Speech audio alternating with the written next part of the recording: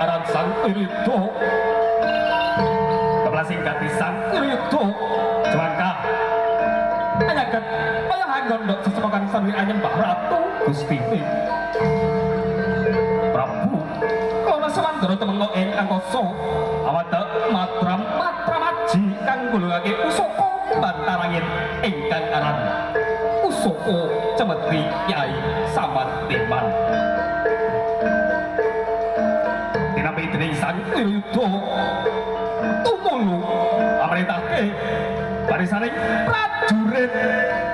bidal